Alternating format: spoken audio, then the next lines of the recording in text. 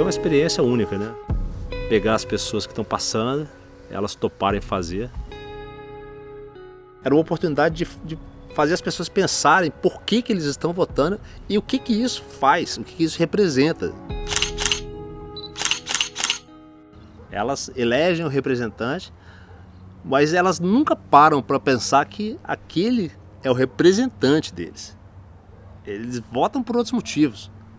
Vota porque foi coagido, vota porque achou bonito, vota porque gostou das palavras, mas nunca sabe por que está votando mesmo. E eu acho que por muito tempo, setores importantes da sociedade não viam o poder que o voto tem e o poder transformador que a representatividade pode ter, né? De segmentos que não estão naqueles espaços, mas muitas vezes na sociedade são a maioria, como as mulheres, a população negra. O voto, sem dúvida nenhuma, é branco, né? É branco. É quase que totalmente branco, a não ser raras exceções. Vai que, por exemplo, eu voto e eu acabo votando, entre aspas, né, errado. Eu voto num cara que mudou os planos dele e não é o que eu estava pensando que ia ser. Então é meio que minha responsabilidade também. É aquele gosto amargo na boca. Tipo assim, você votou errado de novo.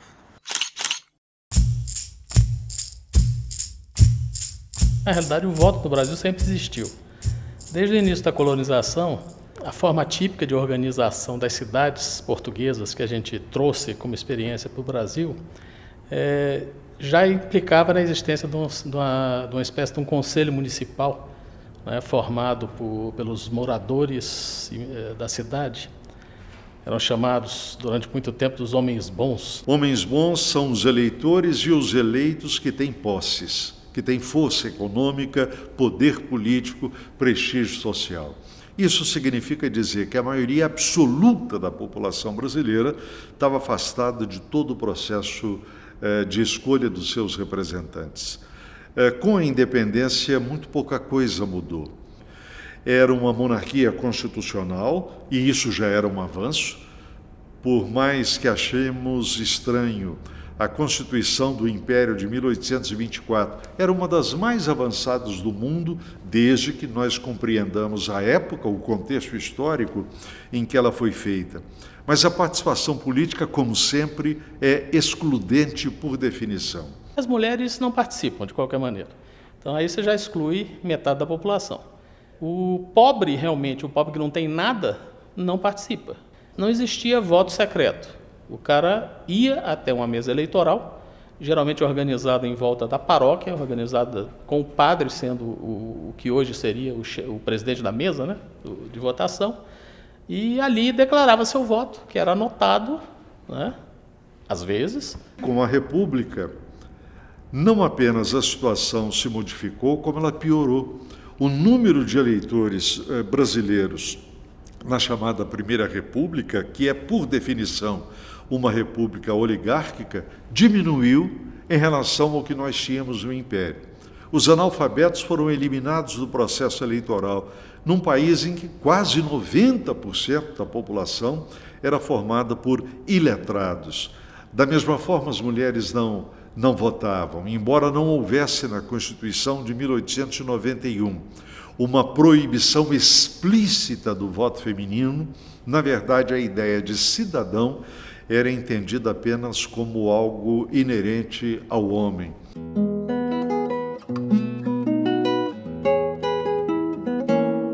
As mulheres, por variadas circunstâncias culturais, elas são mantidas na domesticidade e privadas de uma educação mais ampla, e aí reforça essa dependência e essa incapacidade, vamos dizer, que é culturalmente construída, de você estar apto a participar. Há uma intensa movimentação das mulheres no século XIX, e no início do século XX, isso começa a resultar na aprovação no mundo inteiro, né, do voto feminino. Nós temos todo um movimento de mulheres abrindo escolas voltadas a mulheres, publicando jornais, revistas voltadas a mulheres, tentando votar. Várias mulheres tentaram votar no século XIX e sempre foram impedidas, né? Era muito cansativo, eles já estavam ali há 10 anos. A primeira manifestação do Bertalucci em favor do voto foi em 1918, ela muito novinha.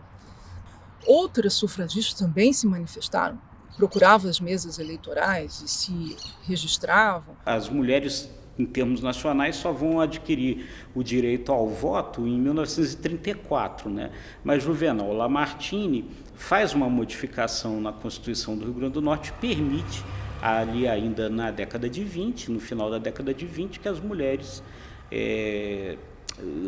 do Rio Grande do Norte votem, e isso acontece numa eleição municipal, em 1927, e aí as sufragistas, então, vão em busca, né, não só de eleitoras, mas de mulheres nas quais elas pudessem votar, mulheres que pudessem ali enfrentar, né, os líderes políticos homens, né, com alguma chance de vitória. E encontram lá aquela mulher baixinha, pequena, que administrava uma fazenda no interior do Rio Grande do Norte, e a convidam para esse desafio, e ela aceita, né? Ela aceita e ganha a eleição. Ela foi eleita e ela era uma mulher que é um exemplo para hoje de gestora. O que é que a Alzira fez? Resolveu investir na infraestrutura, construiu escola, posto de saúde, abriu estradas, apesar de ter só 2 anos de mandato, que quando foi em 1930, que teve o Estado Novo, ela foi retirada do cargo. E ela tinha um brio tão grande que depois foi chamada e ela não quis porque não era votação direta. Ela deu um exemplo de economia e de desenvolvimento, como sair de uma crise econômica para hoje, atual. Investiu na infraestrutura, gerando emprego e renda para o seu município. Na esteira da Revolução Constitucionalista de São Paulo, que militarmente foi derrotada, mas politicamente saiu vitoriosa, Vargas é obrigado a assinar um código eleitoral. É a primeira vez que nós vamos ter, na verdade, isso. A criação da justiça eleitoral, a convocação de eleições para uma constituinte e o direito de voto, aí sim explícito, às mulheres.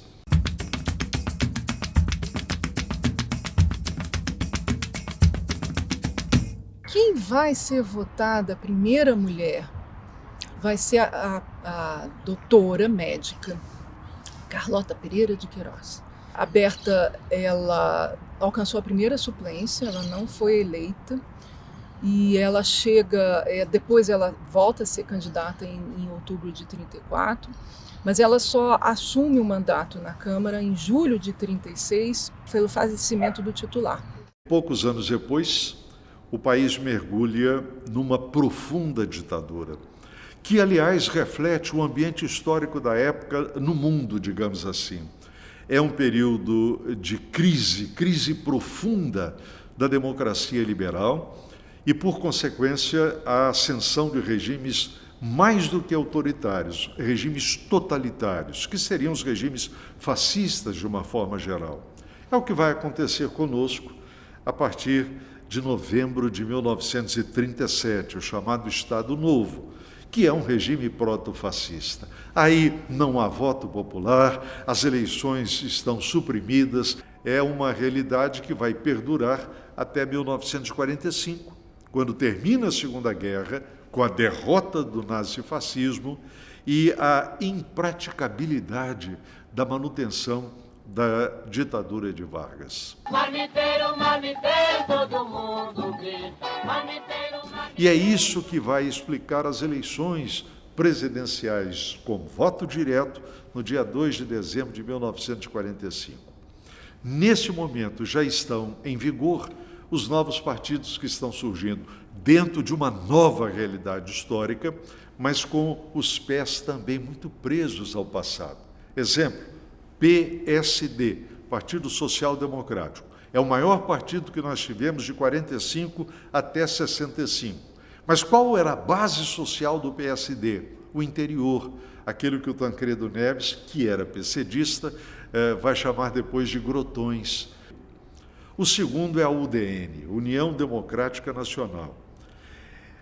Não é fácil a gente promover um reducionismo para explicar esses partidos, mas a UDN é fundamentalmente um partido de classes médias urbanas, que vai ter em Carlos Lacerda a sua expressão máxima.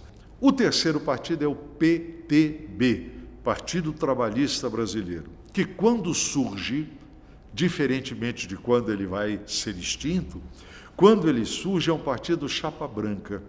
Então Vargas cria o PTB, primeiro para abarcar essa nascente classe operária urbana brasileira e impedir que essa nascente classe urbana se sentisse atraída pelo Partido Comunista. Salvo o PCB, que vivia na clandestinidade e se manteve, por outros motivos, imaginando a Revolução. Mas o partido tradicional brasileiro, você teve exemplos históricos de que você extinguia por um decreto. Né? Mesmo partidos que tiveram até uma vida razoavelmente longa na democracia brasileira, que foram os partidos que surgiram com a redemocratização de 1946. Por que é que você nunca consolidou partido? Porque o nosso sistema eleitoral não fortalece partido. Ele incentiva a celebridade, o homem que tem voto, aquele que tem o capital. E aí não importa o partido.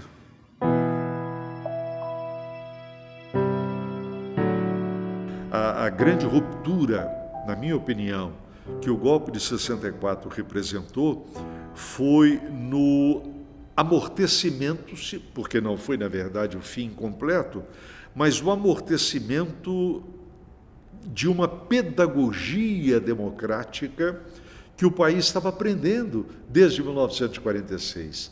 Então, nesse sentido, pelo menos durante os 10 primeiros anos do regime militar, quando o Congresso funcionou, na maioria absoluta das vezes, mais emasculado, porque o parlamentar, deputado ou senador, que ousasse falar mais alto e de uma forma mais incisiva, era cassado, tinha os seus direitos políticos suspensos.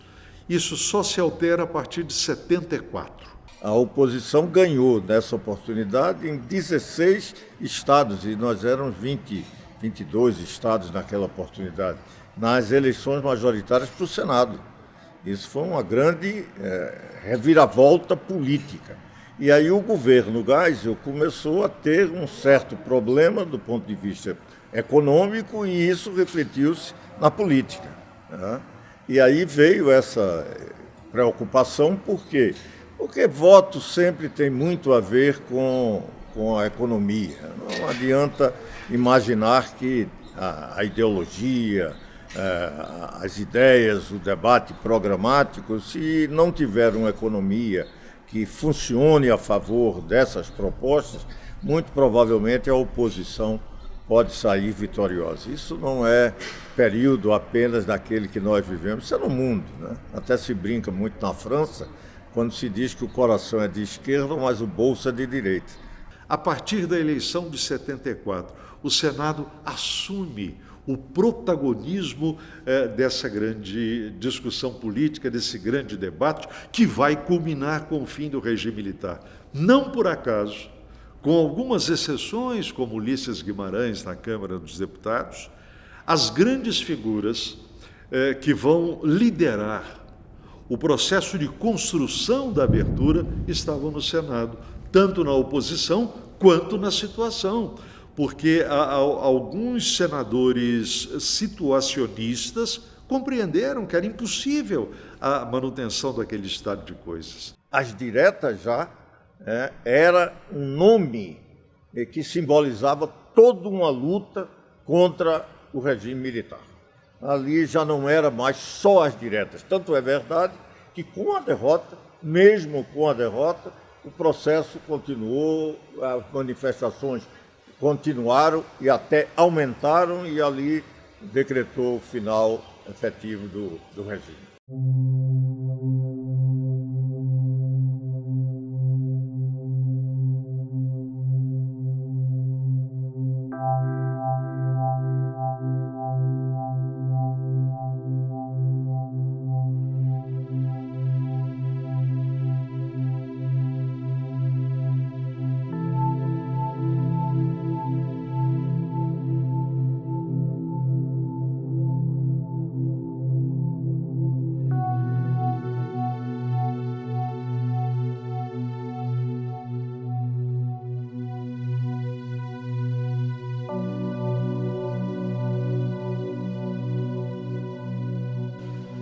né? Alguém disse que a política mudou de endereço.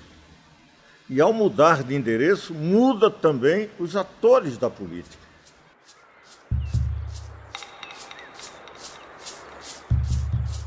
Eu penso que eu sou resultado dessa resistência, dessa luta, desses anseios, dessa motivação que fez com que o movimento indígena, as organizações, as comunidades e as nossas lideranças indígenas pensarem que era a hora de lutar também por uma representação política. O fato de eu ser uma mulher indígena, deputada federal, já teve historicamente um avanço, mas ainda não há um preparo para receber essas questões, né?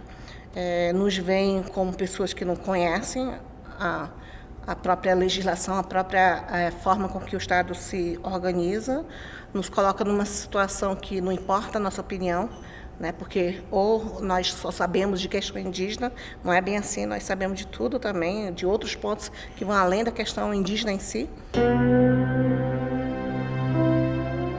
No primeiro momento que se viu falar do coronavírus, já deveria ter um plano de enfrentamento claro, pelo menos até mesmo para os povos indígenas. Eu fui uma das que propôs um diálogo rapidamente com setores do governo que trabalham com a questão da saúde indígena. Nós queríamos saber quais eram os planos que ele tinha, e não tinha um plano, né? Dizia, um plano de contingência, eu falei, me mostra esse plano.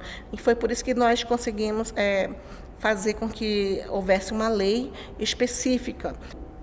A lei era o mínimo, que colocava acesso à água potável, distribuição de cesta básica, máscara facial, a garantia de leitos nas UTIs, que pudesse ter aquela máquina de oxigenação, questões dos quilombolas, comunidades tradicionais, enfim, foi o básico.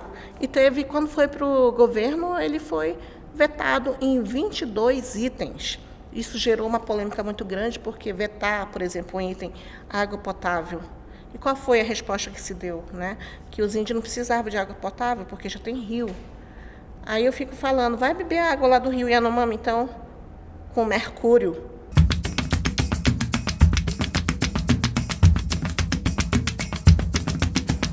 Eu acho que a nossa situação foi de nunca termos enfrentado a realidade do preconceito e do racismo. Contra o índio, contra o negro, e o próprio debate do meio ambiente, que é fundamental. O meio ambiente é a vida, como eu digo, né?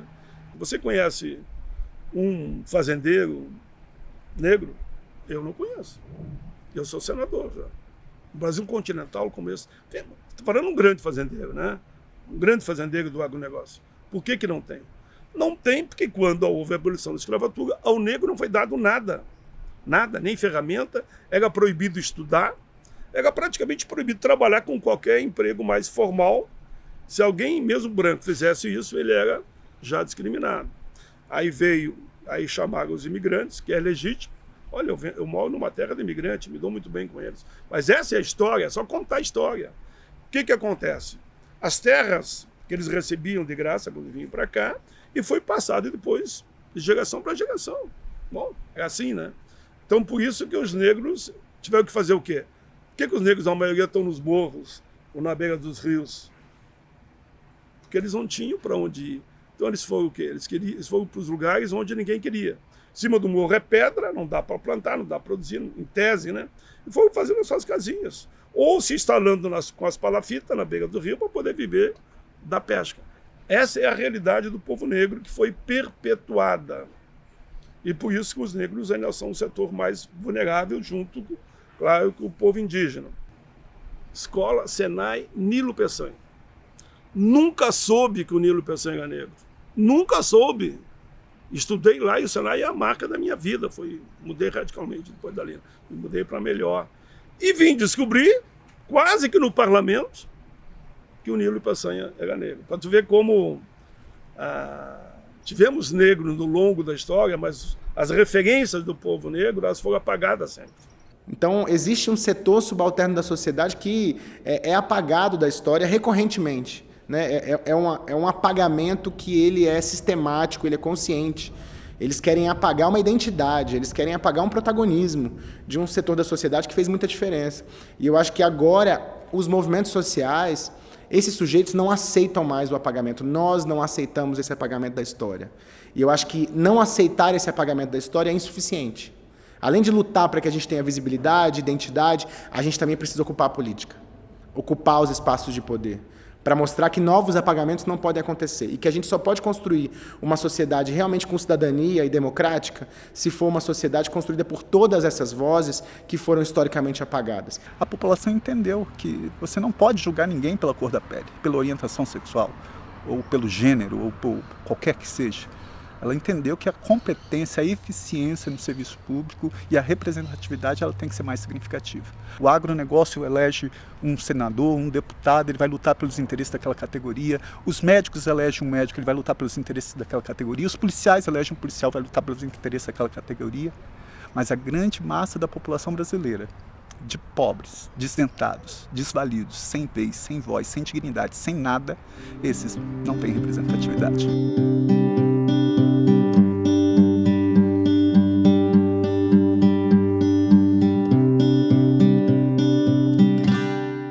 Na mesma eleição que a gente elegeu o Jair Bolsonaro, eu fui eleito, por exemplo, o primeiro LGBT assumidamente gay da Câmara Legislativa. Com uma votação expressiva, com uma nova representatividade que traz também significado, né, programático para essas lutas.